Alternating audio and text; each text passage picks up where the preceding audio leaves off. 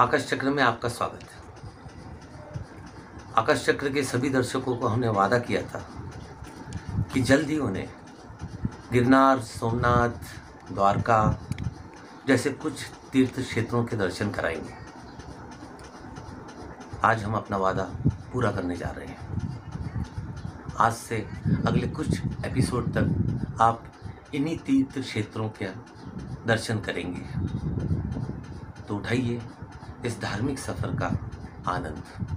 नमस्कार।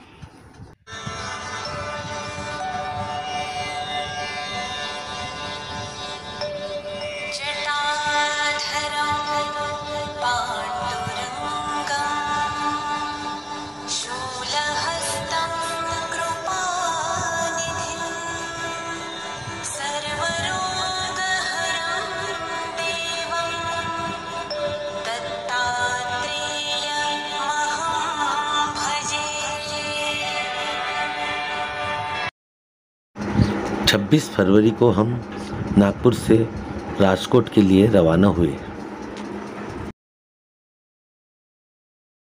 अगले दिन तकरीबन 3:30-4 बजे हम राजकोट पहुंचे।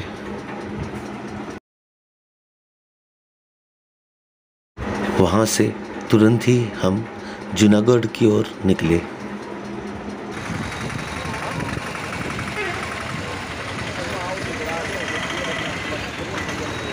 जूनागढ़ में हम रोपवे की बुकिंग करने वाले थे, पर जब वहाँ पहुँचे तो वहाँ का नज़ारा कुछ और ही था।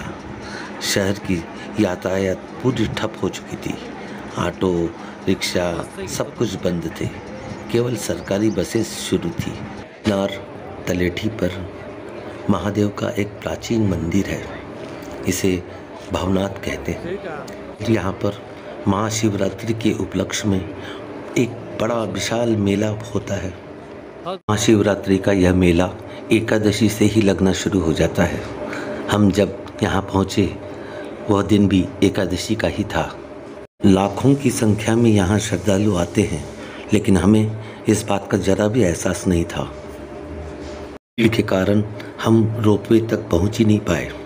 बाद में पता चला कि रोपवे 2-3 दिन के लिए बंद कर दी गई है। हमने अपनी योजना बदल डाली और मेले का आनंद उठाने लगे।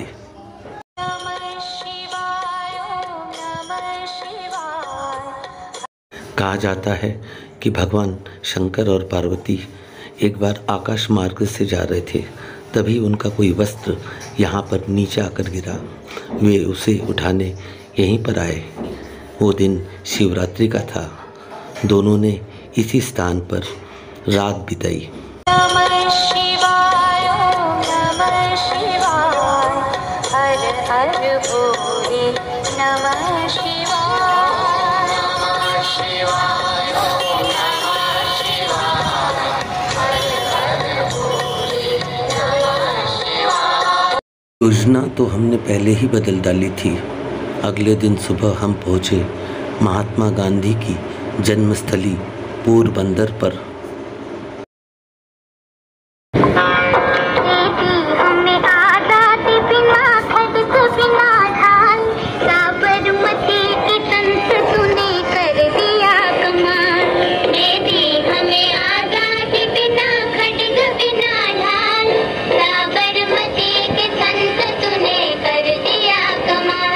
यहाँ सागर भी शांत हो जाता है।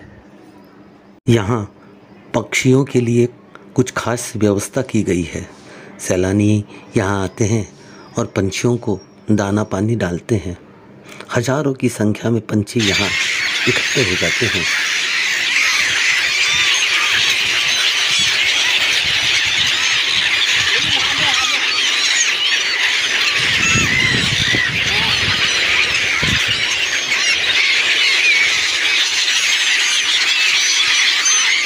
कुछ और साइट सीइंग करने के बाद हम द्वारका के लिए रवाना हो गए।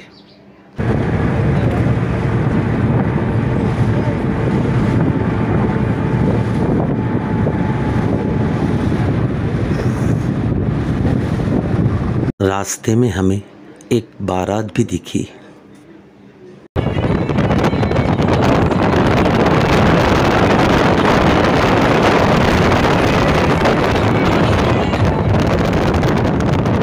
शाम तक हम द्वारका के एक होटल में पहुंच चुके थे। कल सुबह द्वारकाधीश, रुक्मिणी मंदिर और बेट द्वारका के दर्शन होंगे। कैसी लगी यह यात्रा, जो आगे भी जारी रहेगी? आप अपनी प्रतिक्रियाएं ज़रूर भेजें और हाँ, चैनल को सब्सक्राइब भी करें। नमस्कार।